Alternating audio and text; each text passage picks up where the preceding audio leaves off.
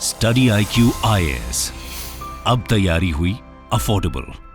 नमस्कार दोस्तों जैसा कि आप सबको पता है, इजराइल के अंदर इस समय वॉर चल रही है। भारत के पर्सपेक्टिव से हमारे लिए चिंता की खबर यह है कि बहुत सारे भारतीय इस समय इजराइल में फंसे हुए हैं। उनकी तरफ से वीडियो सेंड किया जा रहा है और बताया जा रहा है कि they are in deep trouble. यहां पर जिस तरह से लगातार अटैक हो रहा है हमास की तरफ से, उसकी वजह से उनको बोला गया है कि आप घर में रहिए। तो आगे क्या होगा क्या नहीं होगा मुझे नहीं पता, लेकिन अभी अगर आपको यह समझना है तो देखिए, किसी भी भारतीय को नुकसान नहीं हुआ, मतलब कोई भी किसी की जान गई हो इंडियंस की, ऐसी अभी तक कोई खबर नहीं आई है फॉर्चुनेटली। लेकिन जो हमारा पड़ोसी देश है नेपाल, उनके लगभग 10 स्टूडेंट जो हैं, 10 छात्र हैं, उनकी मृत्यु हो गई है। तो ये ओवरऑल कॉन्टेक्स्ट में मैं आपको बताऊंगा यहां पर जो भारतीय हैं वो कितने की संख्या में है और वो क्यों इजराइल जाते हैं, वो सारी चीजें मैं डिस्कस करूंगा। काफी कुछ जानने को है, चलिए आगे बढ़ते हैं। लेकिन उससे पहले ध्यान रखिएगा, आप में से जितने भी लोग यूपीएससी की तैयारी कर रहे हैं, कल से हमारा 3 लाइव बैच, जी हां, प्योर इंग्लिश, प्योर हिंदी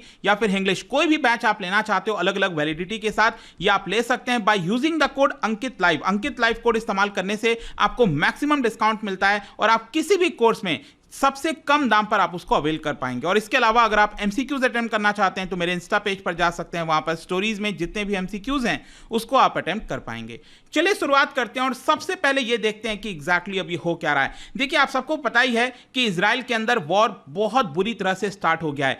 सबसे पहले सैटरडे को गाजा की तरफ से यहां पर जो हमास है उन्होंने लगातार कई सारे जो रॉकेट्स बरसाए हैं इजराइल के अंदर। इसकी वजह से बताया जा रहा है कि बहुत से लोग 7 घंटा 8 घंटा उनको लगातार बंकर्स में रहना पड़ा था। और कहीं ना कहीं इसको देखते हुए अब अमेरिका भी मदद कर रहा है, अपने फाइटर जेट्स वगैरह को यहां पर भेज रहा है और इजराइल ने लगातार गाजा के ऊपर बॉम्बिंग स्टार्ट करती है। और यह वॉर कब तक चलेगा मुझे नहीं पता, लेकिन इन सभी चीजों के बीच यहां पर बताया जा रहा है कि लगभग 18,000, जी हां, 18,000 इंडियन सिटीजन्स इजराइल के अंदर फंसे हुए हैं। देखिए, मैं जब इंडियन सिटीजन्स की बात कर रहा हूं तो बिल्कुल जिनके पास इंडियन पासपोर्ट है, जो इंडिया से बिलोंग करते हैं, जो इंडियन डायस्पोरा है, वो एक अलग चीज है, वो मैं आपको आगे बताऊंगा। लेकिन जिनके पास इंडियन सिटीजन्स हैं, जो भारत से वहां पर काम करने गए हैं या फिर पढ़ाई करने हैं, तो जो भी पर्सपेक्टिव से गए हैं यहां पर वो फंसे हुए हैं और उनकी संख्या लगभग 18,000 के आसपास बताई जा रही है, जिनमें मेजॉरिटी आप देख सकते हो केयर गिवर्स हो गए, IT प्रोफेशनल्स हो गए और स्टूडेंट्स हो गए।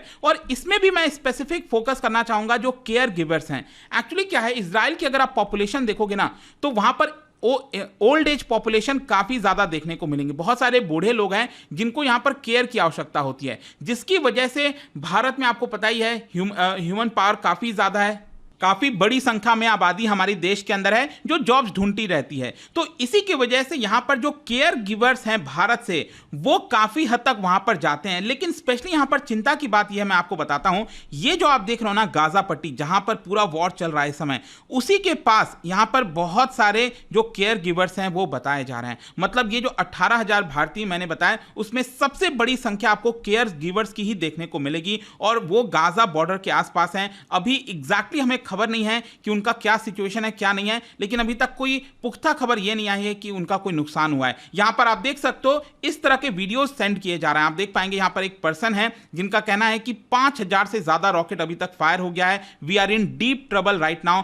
Neither we can go outside nor we can stay inside. ना तो हम बाहर रह सकते हैं, ना तो जो है अंदर रह सकते हैं। यहां पर इंडियन स्टूडेंट्स स्पेसिफिकली अगर मैं आपसे बात करूं तो जो भारतीय स्टूडेंट्स हैं वो भी वहां पर हैं और उन्होंने भी इसके बारे में यहां पर बताया। और आप देख सकते हो यहां पर एक भारतीय स्टूडेंट हैं आदित्य करुणानिधि निवेदिता, उनकी तरफ से बोला गया है कि it was all of a sudden, मतलब जिस तरह से चीजें हुई उनको एक्सपेक्टेशन नहीं था, क्योंकि सैटरडे को आपको पता है कि वहां पर हॉलीडे था इजराइल में और उसी दिन ये सुबह सुबह अटैक हुआ। और उनका कहना था कि जिसकी वजह से 7 से 8 घंटा लगातार हम बंकर्स में थे। इजराइल में आपको पता ही होगा वहां पर हर घर में आपको बंकर देखने को मिलेगा। तो जब भी वॉर की सिचुएशन आती है, हमास की तरफ से कोई भी अगर रॉकेट फायर होता है तो तुरंत सायरन बज जाता है और लोग सायरन को सुनते ही बंकर्स के अंदर चले जाते हैं। तो सोच के देखिए 7-8 घंटे तक वो बंकर्स में थे। इनफैक्ट यहां पर 18 साल से काम कर रहे एक इंडियन नेशनल हैं, वहां से बिलोंग करते हैं, 18 साल से इजराइल के अंदर काम कर रहे हैं। उनका कहना था कि मैंने आज तक पहले कभी इस तरह का सिचुएशन नहीं देखा,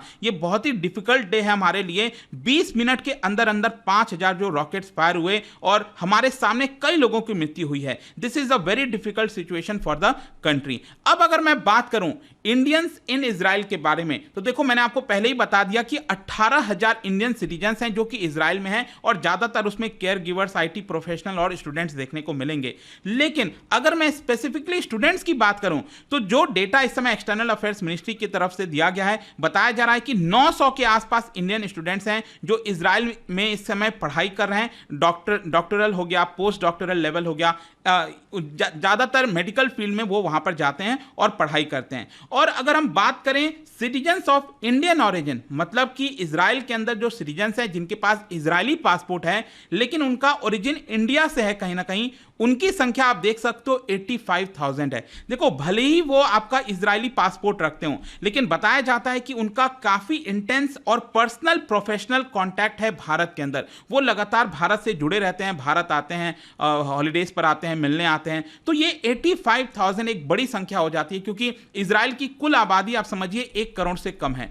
तो उतने आबादी में यहां पर लगभग 1% इंडियन ओरिजिन की पॉपुलेशन होना वो कोई आम बात नहीं होती। और इनफैक्ट मैं आपको एक इंटरेस्टिंग चीज बताता हूं, इसी साल क्या हुआ था, 9 मई को जो हमारे एक्सटर्नल अफेयर्स मिनिस्टर साहब हैं एस जयशंकर और इजरायली काउंटर पार्ट, इजराइल के जो फॉरेन मिनिस्टर हैं एली कोहेन, उन दोनों के बीच में यहां पर एक एग्रीमेंट साइन हुआ था जिसके तहत यह कहा गया कि भारत के लगभग 42,000, जी हां सोच के देखिए, 42,000 केयर गिवर्स को इजराइल के अंदर जॉब देने में मदद की जाएगी। ये यहां पर एग्रीमेंट साइन किया गया था। और बताया यह जा रहा है कि जब यह फाइट स्टार्ट हुआ, अभी सैटरडे को जब स्टार्ट हुआ, उसके पहले कई सारे जो भारतीय हैं एज अ केयर गिवर्स वो इजराइल के अंदर ऑलरेडी लैंड कर चुके हैं। तो उनका भी अभी नहीं पता है, क्योंकि आपको यह भी समझना है कि वो अभी नए नए तौर पर गए होंगे, उनको बहुत सारी चीजें नहीं पता होंगी। तो यह अभी रिसेंट की ही बात है कि वो इजराइल के अंदर गए हैं, तो थोड़ी सी चिंता हो जाती है यहां पर। और साथ ही साथ यहां पर एक और चीज आपको समझना है कि सिर्फ भारत ही नहीं है, इनफैक्ट अगर आप पूरे साउथ एशिया में देखोगे, इंडिया, श्रीलंका, नेपाल, कई जगह से बताया जाता है यहां पर एज अ केयर गिवर जो लोग एल्डरली पीपल की सेवा करने वहां पर, मतलब एज अ जॉब के तौर पर, ऑब्वियस सी बात है वो वहां पर जाते हैं और एल्डरली पीपल का ध्यान रखते हैं, उनको केयर गिवर्स कहा जाता है। वैसे मैं आपको बता दूं कि इजराइल के अंदर वहां पर जो कम्युनिटी है, इंडियन इजरायली कम्युनिटी है जो कि इजराइल के अंदर रहती है, उसको आप 2-3 तरीके से बांट सकते हैं। एक तो बिलोंग करती है जिनको कहा जाता है बेने इजराइलीज ऑफ महाराष्ट्र। बेसिकली क्या है ये, अगर आप महाराष्ट्र का देखोगे तो यहां पर जो कोंकण रीजन, ये वाला जो रीजन आता है यहां पर नीचे कोंकण रीजन, यहां से कई सारे जो लोग हैं वो माइग्रेट किए थे। फिर इसके अलावा जो केरला, कोची वाला, जो मलबार कोस्ट वाला जो एरिया हो गया, यहां से भी कई बार लोग किए थे। और इसके अलावा बगदादी ज्यूज ऑफ कोलकाता भी यहां पर बताया जाता है कि जो इजराइल में माइग्रेट कर रखे हैं। लेकिन इसके अलावा भी आप देखोगे तो यहां पर एक और ग्रुप है जो कि नॉर्थ ईस्टर्न स्टेट से, ये जो नॉर्थ ईस्टर्न स्टेट्स आप देख रहे हो, यहां से भी कई लोग माइग्रेट किए हुए हैं। और वही जो कम्युनिटी है, मैंने आपको बताया ना इंडियन ओरिजिन की कम्युनिटी है 85,000 की, वो लोग इजराइल के अंदर इस समय हैं। वैसे मैं आपको बता दूं कि जो मेन माइग्रेशन स्टार्ट हुआ था ना भारत से, कई सारे जो ज्यूज हैं जो इजराइल के अंदर गए थे, क्योंकि ऑब्वियस ही बात है 1947 के पहले ज्यूज के लिए कोई लैंड नहीं हुआ करता था। वो तो 1947-48 में जाकर उनको एक अलग से यहां पर जगह दिया गया पैलेस्तीन के अंदर, और उसी की वजह से भारत में कई सारे जो ज्यूज रह रहे थे उनको लगा कि अब यहां पर उनके लिए एक लैंड आ गया है, एक अलग से देश बन गया है, इसकी वजह से वो वहां पर माइग्रेट कर गए थे। लेकिन रीसेंट टाइम्स में यह देखने को मिला है कि स्पेशली मिजोरम हो गया, मणिपुर हो गया, जी हां मिजोरम, ये आप देख रहे हो मिजोरम, मणिपुर, वहां से भी कई सारे जो ज्यूज हैं उन्होंने पलायन किया है, मतलब कि वो इजराइल में जाकर बसे हैं। वैसे यहां पर एक चीज मैं आपको बता देता हूं कि कल मैं जब देख रहा था तो खबर यह आ रही थी मेघालय की तरफ से। मेघालय के जो चीफ मिनिस्टर हैं आपको पता है कोनराड सांगमा, उनकी तरफ से यह क्लेम किया गया कि 27 भारतीय जो मेघालय से बिलोंग करते हैं, जिसमें एक राज्यसभा एमपी हैं, उन्हीं के पार्टी से बिलोंग करते हैं, ये आप देख सकते हो, वैनवी रॉय थरुलुखी और उनकी पत्नी और उनके बच्चे, और इसके साथ साथ टोटल मिलाकर 27 इंडियंस जो कि मेघालय से बिलोंग करते हैं। वो बेसिकली क्या है ना कि जेरूसलम में पिलग्रिमेज के लिए गए हुए थे, तो वहां पर वो ऑलरेडी थे और अचानक से ये फाइट स्टार्ट हो गया। तो कॉनराड सांगमा ने ऑलरेडी इसको लेकर ट्वीट किया था कि हम लगातार फॉरेन मिनिस्ट्री के साथ बने हुए हैं, उनके साथ संपर्क में बने हुए हैं। लेकिन अच्छी खबर यहां पर आज सुबह सुबह ये आई कि ये 27 भारतीयों को यहां पर इवैक्यूएट किया जा चुका है। बेसिकली यहां पर मैं आपको मैप से दिखाता हूं, ये इजराइल में अगर आप देखोगे तो आपको पता होगा यहां पर है आपका जेरूसलम, ठीक है, तो उसी के आसपास एरिया में ये लोग फंसे हुए थे और वहां से उनको बेसिकली इजिप्ट लाया गया है। अब ये इजिप्ट कैसे आए हैं, मोस्ट प्रॉब्ली हो सकता है शायद सिनाई पेनिनसुला होकर ये आए हों या फिर जो है आपका समुद्र के रास्ते से आए हों। कैसे आए हैं उसके बारे में खबर नहीं बताई गई है, लेकिन वो सेफली इजिप्ट लैंड कर चुके हैं और इजिप्ट से अब वो भारत आसानी से आ सकेंगे। और इसके अलावा एक और चीज मैं आपको बताता हूं कि एक्चुअली इजराइल और भारत के बीच में देखोगे तो एयर इंडिया की फ्लाइट्स चलती हैं, जो कि टाटा ग्रुप के पास है, आपको पता ही है। अब एयर इंडिया की जो फ्लाइट चलती हैं उनको 7 अक्टूबर से कैंसिल कर दिया गया था। लेकिन ऑब्वियस सी बात है, अगर फ्लाइट ऑपरेट हो रही हैं तो एयर इंडिया की जो मेंबर्स हैं, जो क्रू मेंबर्स हैं, वो ऑब्वियस सी बात है इजराइल के अंदर इस समय होंगे ताकि यहां पर फैसिलिटेट किया जा सके।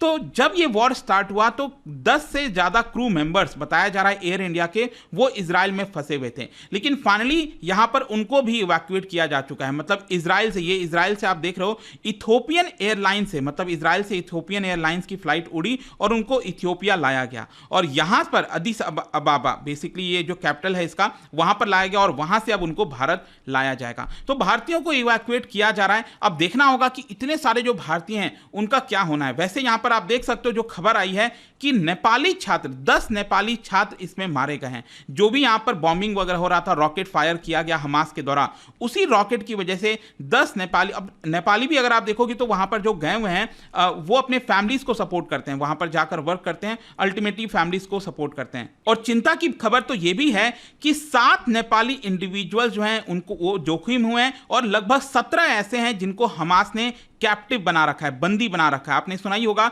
कि जब ये वॉर स्टार्ट हुआ 7 अक्टूबर को, तो यहां पर रॉकेट्स तो फायर किए ही गए, लेकिन इसके साथ साथ यहां पर हमास ने क्या किया कि वो इजराइल के अंदर एंटर करके कई सारे लोगों को उठाकर हमास वापस ले आए और उनको हमास के अंदर रखा हुआ है। तो इसमें से बताया जा रहा है कि 17 नेपाली ऐसे हैं जो कि हमास के द्वारा उठाए गए हैं। तो देखना होगा यहां पर क्या होता है। और भारत की तरफ से अभी के लिए यही बोला गया है, government is ready for any emergency situation. आपने देखा ही होगा कि भारत ने पिछले कई सालों से, और आज अभी रिसेंट टाइम्स में नहीं, आज़ादी के बाद से आप देखोगे तो दुनिया में कहीं पर कुछ भी हुआ है तो भारत हमेशा आगे आया है और अपने नागरिकों को वहां से निकाल कर आया है। तो अगर इजराइल के अंदर सिचुएशन और ज़्यादा बदतर होती है तो डेफिनेट सी बात है यहाँ पर इवैक्यूएशन प्रोसेस को फिर से लॉन्च किया जाएगा ताकि जितने भारतीय हैं वहां से उनको निकाला जा सके। लेकिन नंबर बहुत बड़ा है, मैंने आपको बताया 18,000 के आसपास, तो आसान नहीं होने वाला ये। लेट्स सी क्या होता है। वैसे इजराइल की तरफ से थैंक यू इंडिया भी बोला गया, क्योंकि भारत में अगर आप देखोगे तो सोशल मीडिया पर इंडिया इज विथ इजराइल, इस तरह का ट्रेंड चल रहा था, जिसकी वजह से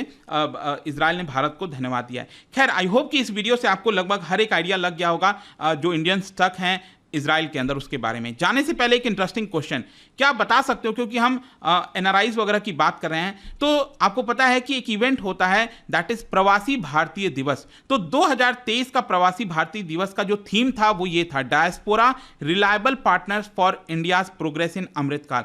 आपको ये बताना है कि कौन से राज्य में ये जो इवेंट है 2023 का वो अभी हुआ था। इसका राइट आंसर आप सबको पता है, मेरे इंस्टाग्राम पर तो मिलेगा ही, वहां पर अगर आप नहीं हो कोई बात नहीं, टेलीग्राम से ले सकते हैं इसका सही उत्तर। मैं कई सारे जो एमसीक्यूज हैं वो यहां पर स्टोरीज में डालता रहता हूं। बाकी अगर आपको पीडीएफ चाहिए तो टेलीग्राम पर आइए, अलग अलग सोशल मीडिया पर आप जुड़ पाओगे। और जैसा मैंने आपको बताया, यूपीएससी की अगर आप तैयारी कर रहे हो, just use the code Ankit live to get maximum discount. And I hope की वीडियो आपको पसंद आया होगा। मिलता हूं next time, till then thank you very much, see you soon. Study IQ IAS, अब तैयारी हुई अफोर्डेबल।